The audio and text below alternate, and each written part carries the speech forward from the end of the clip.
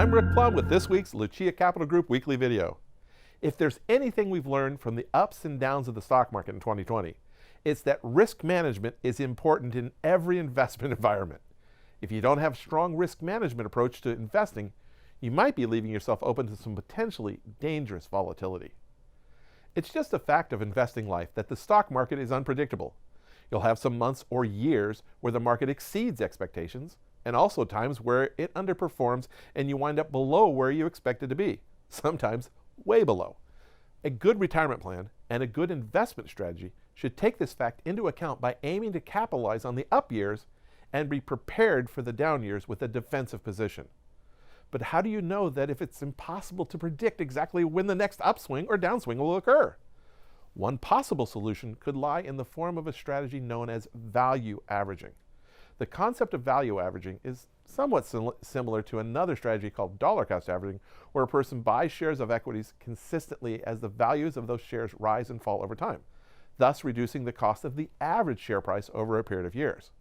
With value averaging, you're looking to sell when the gains are higher than expected and reallocate that cash to a less volatile area of your portfolio, one that's not affected by the markets, and then use those funds to buy into the market during times when it's low.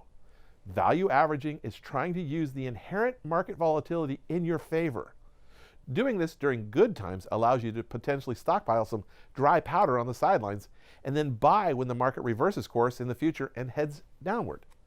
So let's say hypothetically you expected your long-term growth bucket in a given year to be up 8%, and you discover at the end of the year that your actual gains were higher, maybe 20%.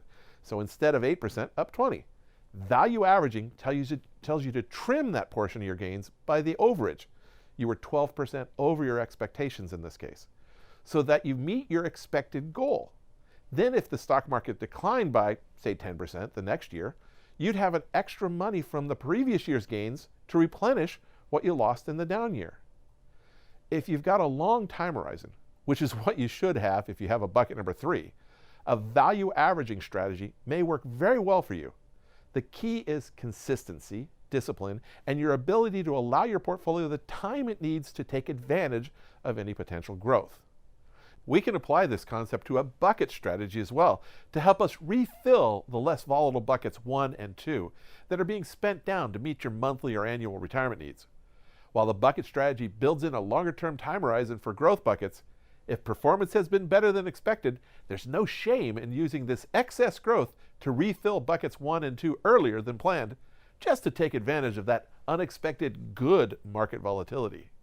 If it's been a while since you last looked at how the ups and downs from your last year may have affected your asset allocation, it may be time to do a quick review. Just give us a call. We're here to help.